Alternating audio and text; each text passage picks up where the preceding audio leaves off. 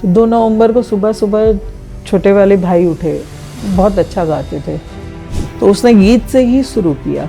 कुछ लोगों ने पिताजी को खोजा और फिर उनको बताया, ये बात धीरे धीरे करके उनको बताई। उन्होंने बोला क्या हुआ है आप लोग बताओ, किसको लगी है, क्या हुआ। उसके बाद फिर पिताजी आए तो माँ ने फिर देखा उनको, तो बोला कि आपका चेहरा ऐसा क्यों लग रहा है। बहुत रोया बस। राम के देश में, वो भी भारत देश में, हिंदुस्तान में आपके बच्चे राम काज के लिए निकले, आप कहाँ ये सोच पाएंगे कि मेरे बच्चों को गोली मारी जाएगी, वो भी राम धुन करते हुए।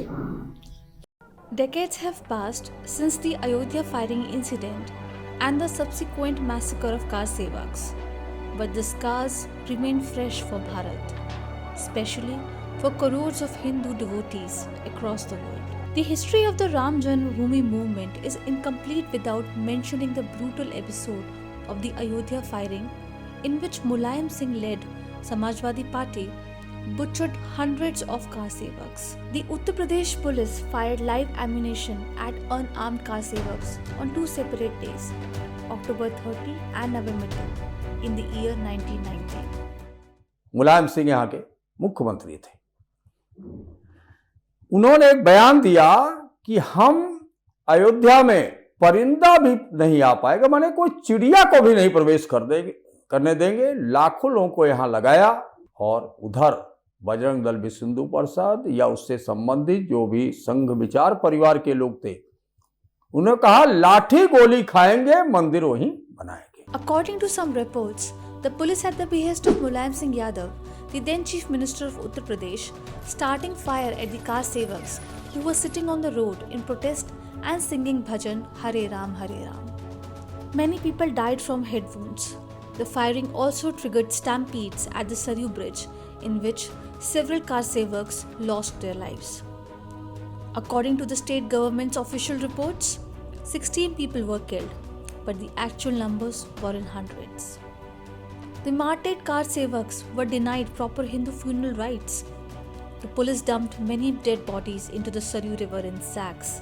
Many dead bodies were buried instead of being cremated.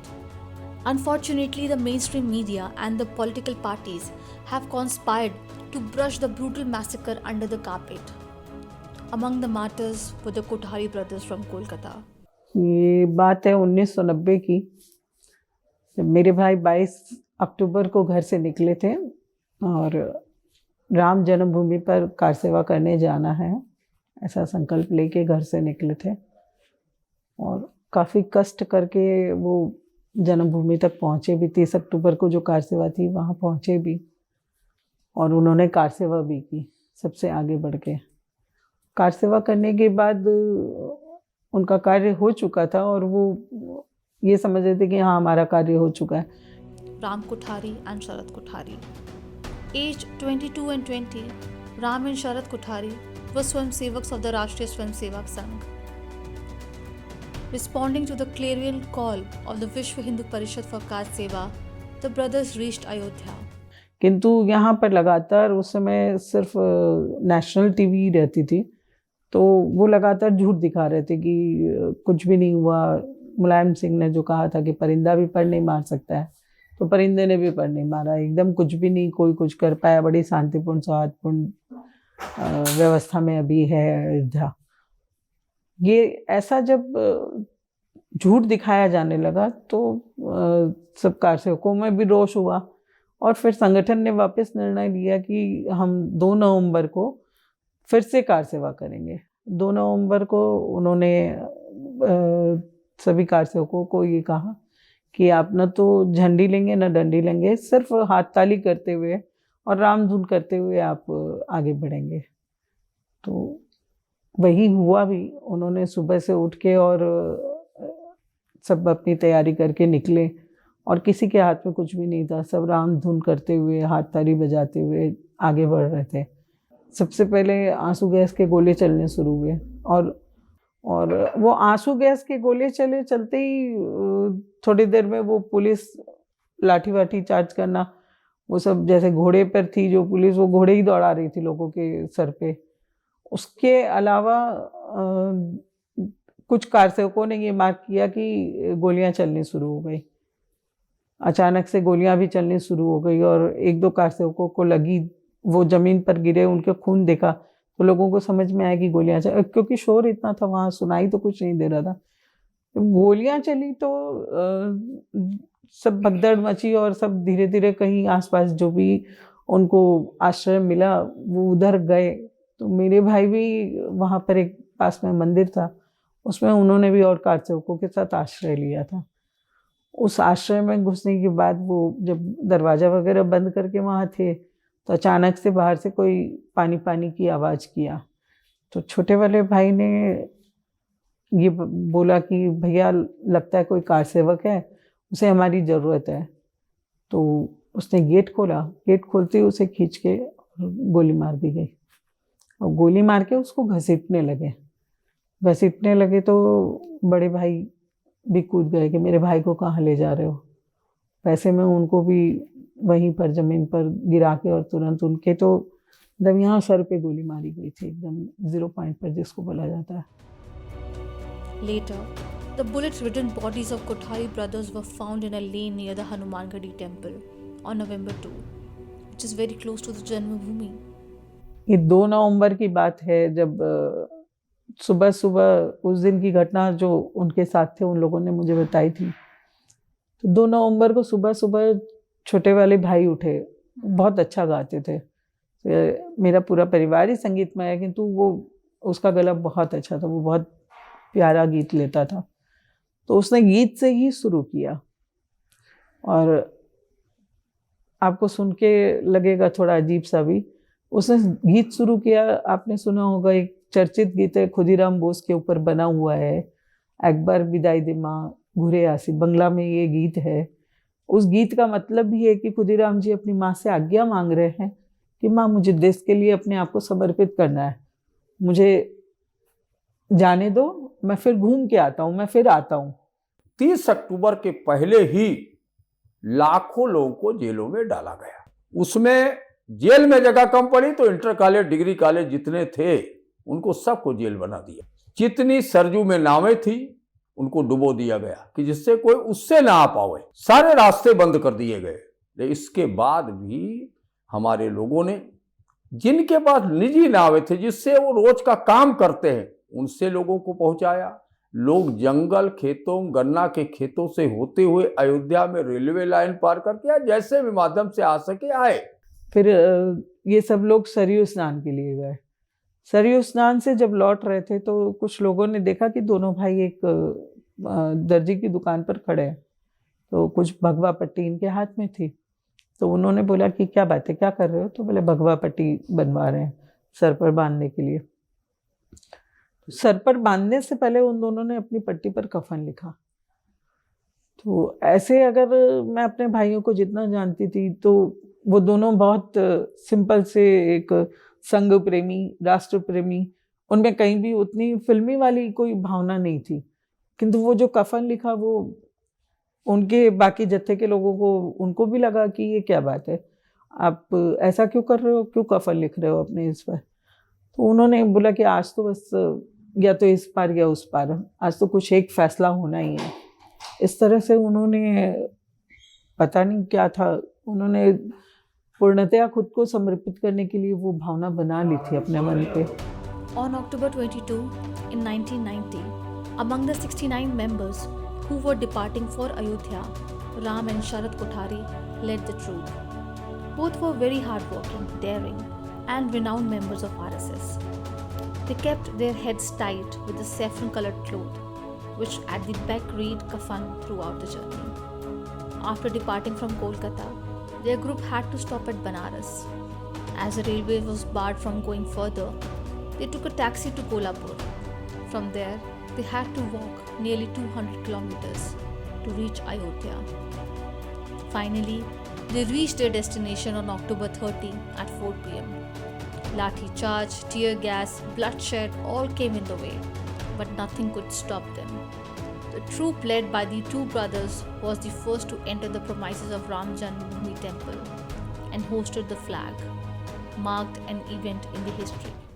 तो कहीं इन दोनों को भी पॉइंट आउट कर लिया गया था इनको पॉइंट आउट करने के बाद जब 2 नवंबर की कार सेवा हुई, तो जब इनको निकाल के उस समय घर से और इनको शूट किया गया, उस समय जब बाहर में जो माहौल था और जो सिपाही थे वो आपस में जब एक दूसरे का नाम ले रहे थे, तो वो भी कोई मुस्लिम थे, उनके नाम मुस्लिम थे, वो आपस में, और उन्होंने वो इशारा किया कि इस घर में है, ऐसा करके इशारा किया। वैसे तो कार सेवक सभी तरफ बिखरे हुए थे, सब जगह ही वो कहीं ना कहीं छिपे हुए थे, किंतु उस घर की तरफ स्पेशली इशारा किया गया और बोला गया कि इस घर में है, और उस घर से इन दोनों को निकाल के ही मारा गया। तो ऐसा लगता है कि इनको वो जो 30 अक्टूबर को इन पर एक नज़र हो गई थी, वो नज़र ही 2 नवंबर को उन्होंने पूरी की है। और फिर वहाँ पर एक प्रोफेसर महेंद्र अरोड़ा जी भी थे, तो उन्होंने जब वो सीन देखा तो उन्होंने जाके पुलिस वाले को बोला कि आप ये क्या कर रहे हो, ये तो इलीगल है, आपको गोली मारनी भी है तो आप पाँव के नीचे मारो, आप इस इतने अंग पर मार सकते हो। ऐसा उनको बोलते देख के उन्होंने भी तुरंत वहीं पर शूट आउट कर दिया, वो भी वहीं उनके साथ ही बलिदान हो गए। ये जो पूरा था वो लगता है कि कहीं ना कहीं कुछ एक प्लान किया हुआ था, वो उस दिन का कोई अचानक से नहीं था। इनकी जो शहादत हुई है, इनका जो बलिदान हुआ है, वो कहीं ना कहीं उन्होंने अपना बदला लिया है। जो इन्होंने 30 अक्टूबर को सबसे पहले गुंबद पर अपना भगवा ध्वज फहराया था। After the heroic victory, they still had the urge to do something more for their religion, for their Bhagwan, for their country. For this reason, they returned to Ayodhya from Faizabad on November 2 and tried to voice their cause in Ramdhuni Kirtan. But the administration blindly opened fire at them, at those unarmed, defenseless, innocent religious followers, killing hundreds. उस समय हमारे दुकान नहीं बने हुए थे, हमारी एक दुकान बगल में है, वहीं पर दुकान थी। ये हमारे पूरे मतलब अभी तो 8-10 साल हुआ है इसको तोड़ करके बनवाया है। यहाँ पर गोलियाँ चली, मुलायम सिंह जी ने ही तो गोलियाँ चलवाई थी। उन्होंने कहा था परिंदा पर नहीं मार सकता। ये वही समझ लीजिए 10-11 बजे के करीब में था, दिन में। कितने लोग थे? कोई जनसंख्या तय ही नहीं, इतनी भीड़ थी कि आप एक सरसों भी फेंकते तो जमीन में न गिरता, इतनी जनसंख्या थी। और चारों तरफ से बैरिकेटिंग थी कि राम जन्मभूमि पर कोई पहुंच ना पाए। अब उस दिन आप सोच लीजिए अगर छतों पर मार दिए गए थे कि कोई गिनती ही नहीं है, बिल्कुल खून की नदी ही बह रही थी।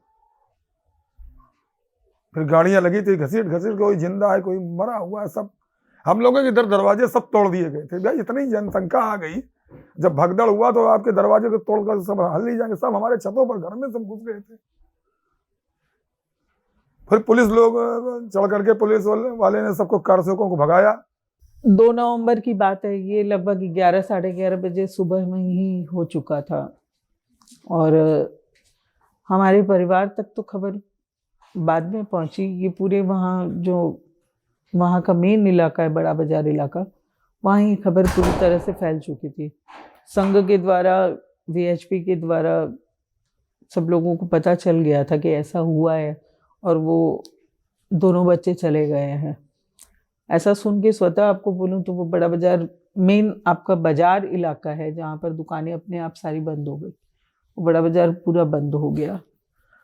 उसके बाद पिताजी, उस समय उन लोगों को पता था कि पिताजी वहीं आसपास कहीं थे। हम लोग चूंकि उस समय थोड़ा दूर रह रहे थे, बेलूर में रह रहे थे, तो पिताजी का पता चला कि पिताजी आए हुए हैं। आपस में इनके कुछ लोगों का ये डिस्कशन चल रहा था कि ये घटना कैसे इनके परिवार को बताई जाए। ये थोड़ा बताने में सबको तकलीफ लग रही थी। तो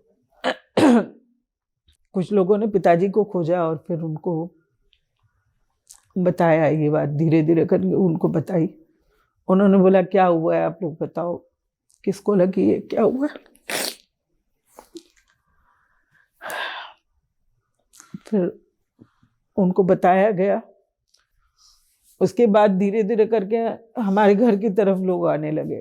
तो इन लोगों ने भी ये टेस्टिंग की कि पता नहीं इनको कितनी खबर है, क्या खबर है। अचानक से एकदम जाके बोलने से भी तकलीफ हो जाएगी, दिक्कत हो सकती है।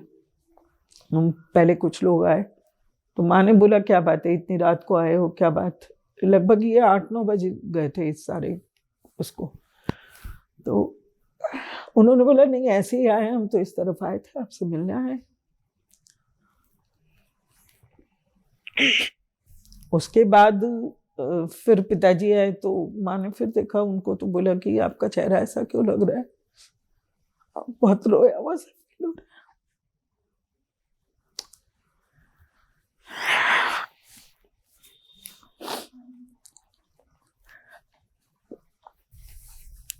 उन्होंने भी बोला नहीं ऐसे नहीं है, बस थकान है हमारे थोड़ा। उसके बाद धीरे धीरे जब देखा लोगों ने कि ये मामला ऐसे नहीं संभलेगा, तो और लोग आना शुरू हुए। और वो जब आने लगे उसके बाद माँ को कुछ समझ में आ गया कि गड़बड़ है। तो उनको लगा पता नहीं किसकी क्या गड़बड़ है, भैया और के विषय में नहीं सोच पा रहे थे। देखिए राम के देश में, वो भी भारत देश में, हिंदुस्तान में, आपके बच्चे राम काज के लिए निकले। आप कहाँ ये सोच पाएंगे कि मेरे बच्चों को गोली मारी जाएगी, वो भी राम धुन करते हुए। तो जब धीरे धीरे करके उनको बताया गया तो वो उसी समय अपने होश में नहीं रहे। वो पूरी बात सुन भी नहीं पाई और न बोलने वाले बोल पाए उनको। उसके बाद 3 तारीख को सुबह हम लोग उठे। हम लोगों को बोला गया कि आप लोग जल्दी से स्नान वगैरह कर लीजिए, भाई इतने लोग हैं, आप स्नान वगैरह करके नाश्ता वास्ता कर लीजिए भाई सब लोग हैं। हम लोगों ने अपने नित्य कर्म से निवृत्त होकर बैठे थे, तो मेरे मौसा जी आए। उन्होंने माँ के सामने बोला कि आपको मन में धीरज रखना पड़ेगा, ऐसा है अयोध्या में सुने गोलीबारी चली है, बच्चे को भी लगी है किसी को। तो माँ ने पूछा किसको लगी है, क्या हुआ है, आप लोग बताइए ठीक से। फिर उन्होंने धीरे से बोला कि दोनों ही बच्चे नहीं रहे। ये खबर उस दिन हमें मिली। माँ तो तुरंत ही सुनने के बाद अपने होश खो दी, तो होश में नहीं थी। मुझे समझ में नहीं आ रहा था कि मैं क्या करूं और क्या ना करूं। मेरी उम्र भी ज्यादा नहीं थी उस समय। मैं बस पिताजी को खोज रही थी कि वो कहाँ है, वो किस तरह से इस खबर को लेकर, और वो कैसे शहर। माँ को देखने के लिए तो बहुत लोग हो गए थे। क्या होता है जनरली महिला तो रो के अपना दुख बयान कर देती है, पर इसमें पिता हो पुरुष हो, उनको रोना भी बहुत मुश्किल हो जाता है।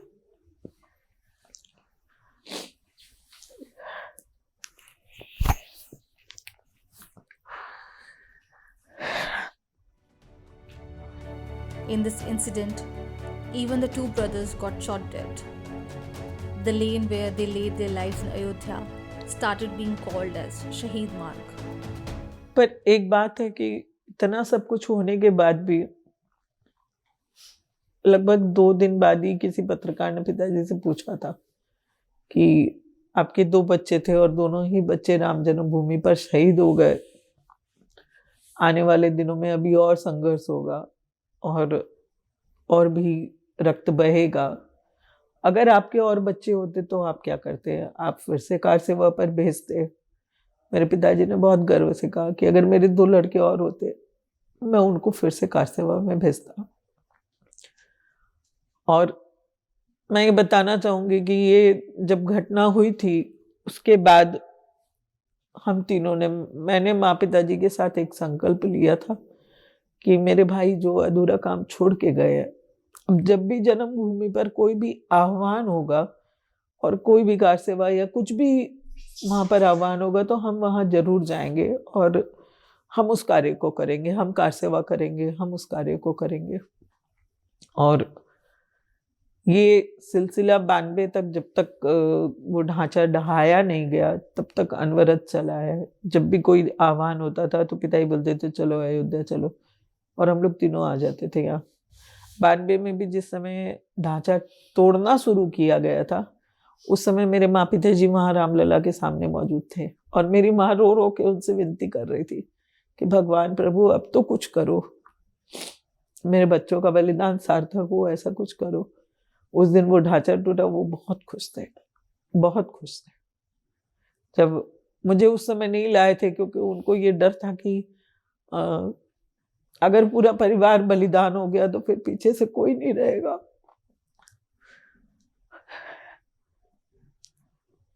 जब वो वापस कलकत्ता आए तो मुझे उन्होंने अपने सीने से लगा के बहुत खुश थे।